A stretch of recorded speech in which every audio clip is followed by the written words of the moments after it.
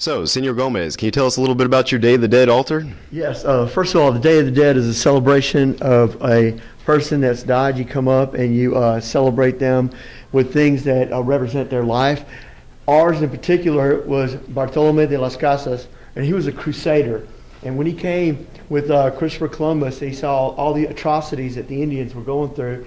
He tried to create a free zone so that there wouldn't be any slavery and all the things like the killings and stuff like that.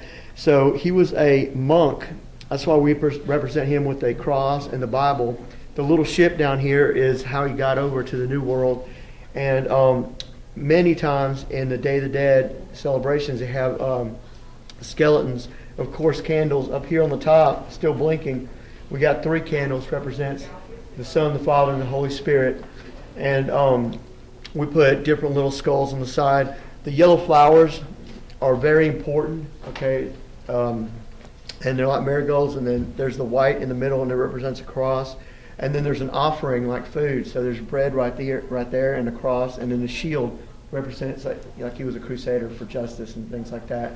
But the kids worked really hard on this, and a lot of these cutouts too right here, they put that on there to adorn the whole day altar. And what they do is they come and have a feast, and they celebrate, the dead person, and they celebrate the life that he was and who he represented while he was alive.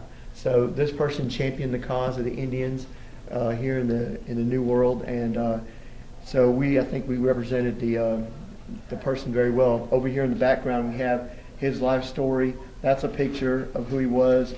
Here's the Lord's Prayer in Spanish, and that pretty much represents his ideals. So this is our Day of the Dead site. I understand that each of these altars was part of a competition. How did you place? Well, our class did very well. Our class placed second overall, and as you can see there, you'll see later on, all these are great. So to place second is an honor, and I'm very proud of my classes. They worked hard. They came up here and they added to what the other classes added. So it was a work in progress all throughout all my classes, and there was never any bickering or anything. Everybody worked. It was a teamwork kind of thing. So I'm very, very proud of my class.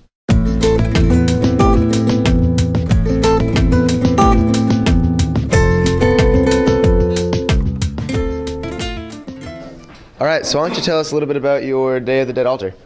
Well, we did it over Miguel de Cervantes, and he was born in Spain and moved to Italy to join the army. And on one of his trips back from Italy, he was captured by pirates, and that's why there's the skull and the skull and the sword. And to get him back to his family, they had to pay ransom money. So there's ransom money on it, and there are skulls because they represent the Day of the Dead. All right, and how about the food? What does the food represent? It's like representing the offerings for the Day of the Dead. And this back here is Don Quixote. It's something that he wrote. Yeah.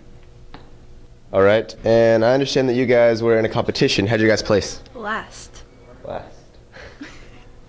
All right, well, I guess it's understandable. A lot of these are really, really good. But all right, thank you.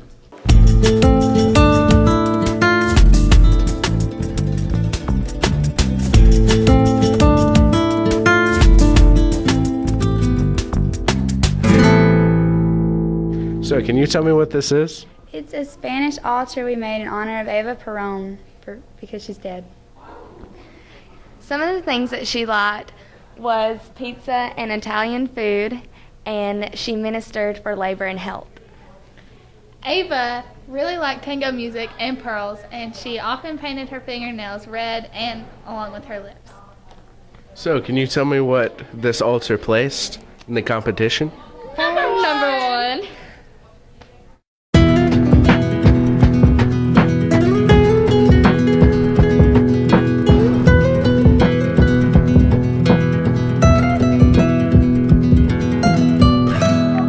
We are here with Tristan Campbell and Houston Nance, and they are showing us their altar they made in honor of Jose Gomez Ortega.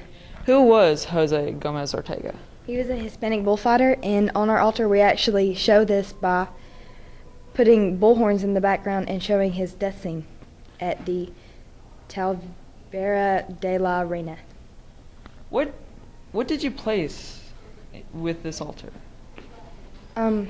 Well, somehow we got third. I think it's a little bit unreasonable, but I can't argue with the judges. Thank you.